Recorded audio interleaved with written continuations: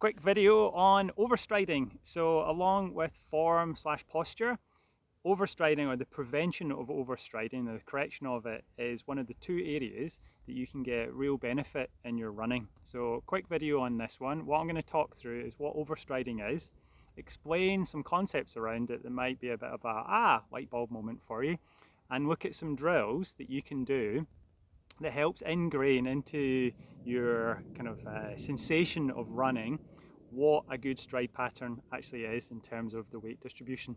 So first thing I'm going to do is quickly walk you through what actually overstriding is. So step back so you can see my feet in the frame. I've got a couple of markers down here. Right, so hopefully the sound's still good. So running and walking are different movement patterns. Although they seem quite similar, they're actually different.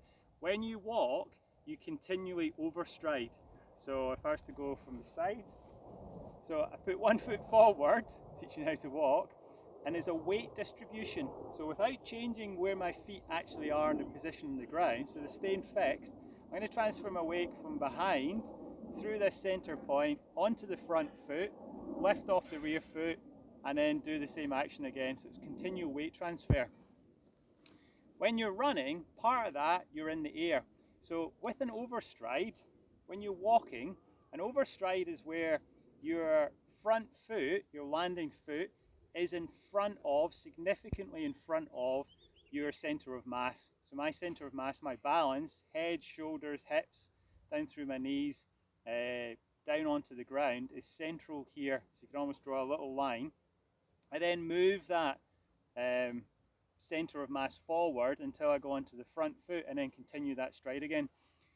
When you're running, you want to prevent this idea that your foot is out significantly in front of your center of mass.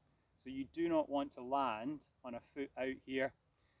Reason for that is you will lose a lot of the energy into an absorption. Potentially you're going to get more injury through some of the shock and loading factors, not necessarily, but potentially. If you land with your weight more underneath your body, then you are able to transfer that motion more quickly into a forward movement. So what you can do to experiment a little bit with this is find your own center of mass and play with it before you actually go into some movement drills. So if I put one foot forward, all I'm going to do, close your eyes, feel where your center balance is, moving it forward up until the point where your weight is sufficiently over your front foot that you can lift your rear foot up off the ground. Okay, so that obviously now, standing on one leg, head, shoulders, hips, down into my toes, my weight's down here. Similar with the other foot. So if I step forward, transfer the weight onto the front foot, and about here, I can lift up the rear foot and on a planted foot. You want to land when you're running almost in that forward hop position. What you can do to put some of those sensations into practice, you can do some drills. So the drills essentially are all about landing on that one foot, that single foot, and feeling that sensation so that then you carry that into the run. So hopscotch and hopping drills. So a couple of hopscotch drills you can do. Jump your feet apart, jump them together, and feel that sensation of your body weight landing through and onto the ground. You can continue that, so apart, together, apart, together, apart, together, and then you can go into a single foot. So I'm just very conscious my knee is not in a good place, so just be careful on this one. So apart, single foot. Okay, so that's the weight is coming, head, shoulders, hips into my foot. Okay, apart, together again, apart, single foot, apart, single foot. Okay, so you can do it on the spot, you can do it forwards, you can do alternate single legs, same single leg. So apart, right foot, apart, left foot, apart, right foot. All of this is about drilling that pattern in so that then when I come to run, I can then feel that weight landing in a very similar way to when I was doing the drill.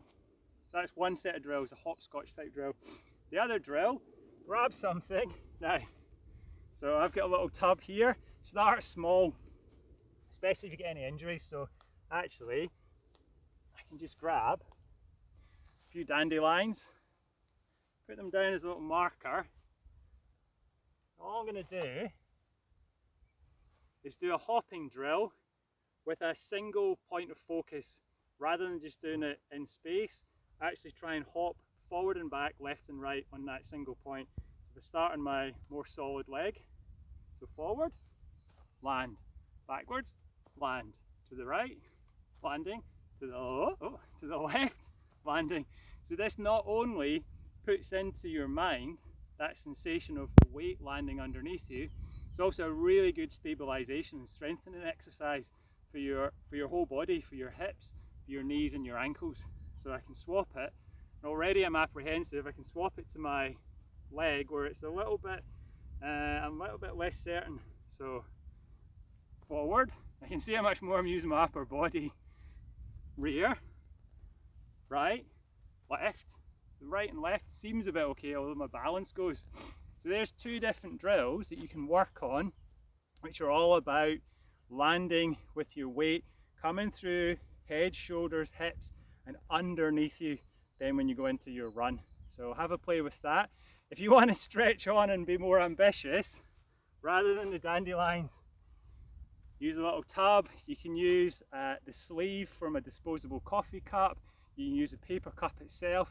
Choose something that isn't going to crack or cause any damage when you land on it. If you want to get even more ambitious, go for something bigger. Don't go too big. The goal is not just to be doing a lot of plyometric jumping. The goal is much more around the sensation of where your weight is landing. If you go too big, you'll end up just putting the effort into doing big jumps, using a lot of upper body. Okay, as always, any questions, just let us know.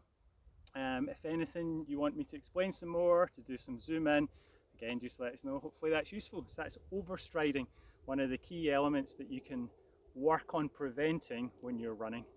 Thanks so much.